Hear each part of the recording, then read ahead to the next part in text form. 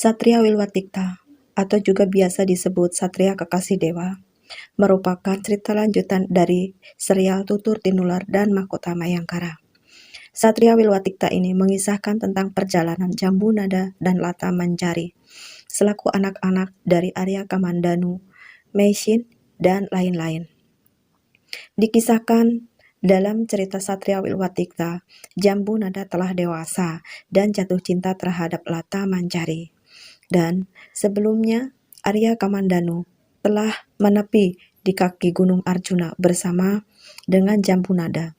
Kemudian mereka pun berkeinginan untuk turun gunung untuk menemui Dewi Tunjung Biru selaku nenek dari Jambu Nada.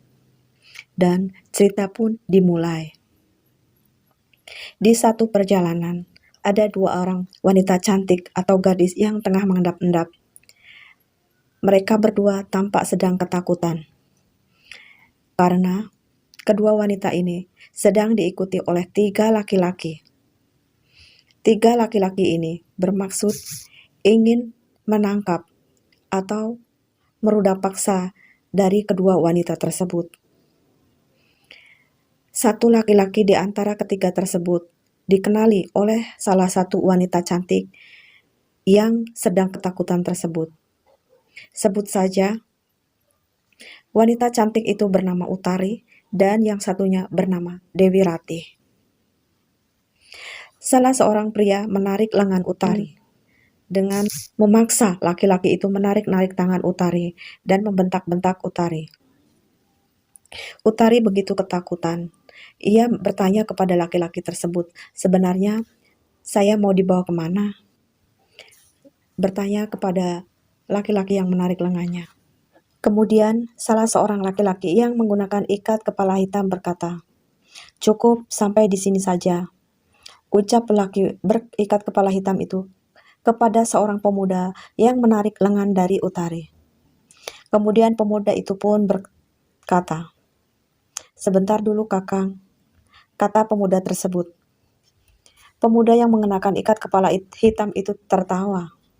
Dia tahu apa yang dimaksud dengan pertanyaan atau perkataan dari pemuda yang menarik lengan Dewi Utari. Kemudian laki-laki itu pun kembali berkata, "Tentu saja, aku tidak akan lupa memberimu hadiah. Tapi ingat, dia harus benar-benar bersih dan belum pernah disentuh oleh siapapun," kata pemuda yang menggunakan ikat kepala hitam kepada pemuda yang menarik lengan Dewi Utari. Kemudian pemuda yang menarik lengan Dewi Utari itu pun menjawab, "Aku yakin Kakang, belum pernah Dewi Utari ini disentuh oleh laki-laki manapun," ucap laki-laki yang memegangi tangan Dewi Utari. Kemudian Dewi Utari bertanya, "Sebenarnya apa yang kau janjikan Kakang kepada mereka?" Dewi Utari bertanya. Kemudian laki-laki yang memegangi tangannya itu menjawab, "Kau ikut saja, tidak akan terjadi apa-apa pada dirimu." "Aku tidak mau Kakang, sekarang biarkan aku pergi. Aku harus menemui kudukun. Kau tahu kan, ibu sedang sakit sekarang dan harus diobati oleh kidukun," kata Dewi Utari. Dan memang nampaknya Dewi Utari ini sangat mengenal pemuda yang memegangi tangannya tersebut. "Ayolah Utari, biarkan aku yang mengantarkanmu pergi ke rumah kidukun," kata lelaki yang menggunakan ikat kepala hitam. Dewi Utari menjawab, "Terima kasih Kakang Pragolopati. Cukup Nimas Ratih saja yang menemaniku menemui kidukun." Kemudian orang yang dipanggil Pragolopati itu pun menjawab, "Ah, sudahlah, tidak perlu berbasa-basi lagi. Kau harus ikut aku Utari. Ini sudah menjadi kesepakatanku dengan kakangmu," kata Pragolopati dengan suara yang keras. Dewi Utari tampak begitu pucat pasi. Tubuhnya menggigil. Ia begitu semakin ketakutan. Dia tahu Pragolopati, anak dari saudagar permata yang seringkali mempermainkan wanita, dan sudah menjadi cerita, jika wanita yang dibawa oleh Pragolopati maka akan pulang dengan sedikit linglung dan bisa dibilang tidak waras. Mereka tahu bahwasanya Pragolopati pastilah telah melakukan suatu hal sehingga membuat para wanita menjadi kehilangan akal. Dewi Utari melangkah mundur. Ia menjauhi Pragolopati dan yang lainnya. Dengan satu kali loncatan saja, Pragolopati kemudian menyambar tubuh Dewi Utari. Pragolopati memiliki ilmu kanuragan yang cukup tinggi. Dia dengan begitu mudah menotok jalan darah Dewi Utari, sehingga Dewi Utari kemudian tidak mampu bergerak lagi. Dan selanjutnya, gadis itu pun dibopong oleh Pragolopati. Akan tetapi, sebelum Pragolopati dapat menggapai tubuh dari Dewi Utari, tiba-tiba saja dari belakang terasa sesuatu telah menumbuk punggungnya. Pragolopati menyeringai kesakitan, matanya mendelik. Kemudian pandangannya diputar ke sekeliling, mencari dari mana penyebab rasa sakit yang ia dapati di tubuhnya. Kemudian Pragolopati pun berkata, "Kau telah memukul aku, Praya," tanya Pragolopati kepada laki-laki yang sejak tadi telah memegangi tangan dari Dewi Utari. Pragolopati memanglah tidak percaya jika yang melakukan hal itu adalah Praya. Praya begitu gugup mendapat pertanyaan dari Pragolopati. "Tidak, Kakang, bukan aku yang melakukannya. Saya tidak mungkin melakukan hal itu kepada Kakang." Pragolopati begitu geram.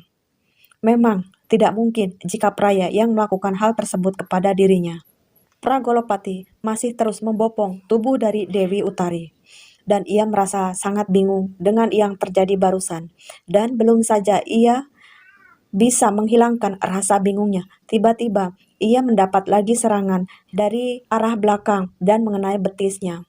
Terasa betisnya ada yang menendang, dan ia pun tersungkur, sehingga Dewi Utari terjatuh dari gendongannya.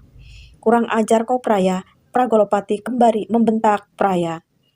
Dan Praya pun kembali berkata, "Bukan aku yang melakukannya, Kakang. Siapa lagi kalau bukan kamu? Di sini tidak ada siapa-siapa kecuali kamu," kata Pragolopati. "Tapi saya tidak melakukannya, Kakang," kata Praya. "Bangsat, setan alas, ternyata ada yang mau bermain-main denganku. Kalau kau memang berani, ayo majulah. Keluarlah, jangan hanya main petak umpet dan bersembunyi seperti anak kecil," kata Pragolopati dengan membentak-bentak. Tak ada jawaban, tak ada suara apapun. Hanya suara angin yang berdesir membelai daun-daun. Matahari sudah begitu tampak condong ke barat. Tidak ada lagi rasa panas matahari yang menyengat. "Hei, kau, ayo keluar. Sini, hadapi aku. Aku adalah murid dari Padepokan Sekar Kecubung. Tidak akan menyerah hanya melawan seorang pengecut seperti dirimu," kata Pragolopati dengan suara lantang.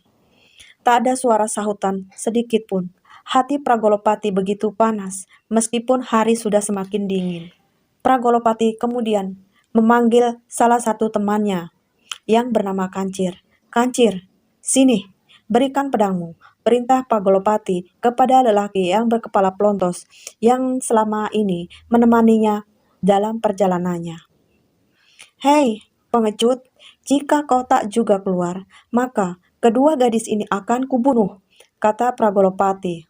Lelaki yang telah dirasuki oleh amarah yang sudah tidak terbendung lagi, tidak main-main dengan ancamannya. Ia ingin membuktikan kepada orang yang telah menikungnya dan ingin melibaskan pedang di tangannya kepada tubuh Dewi Utari yang sudah begitu lemah. Kembali, sebelum pedang itu menyentuh tubuh Dewi Utari, tiba-tiba saja pedang tersebut terlempar jatuh. Mata Pragolopati terbelalak karena tidak hanya terlempar tapi juga pedang itu patah menjadi 4 bagian. Bersambung.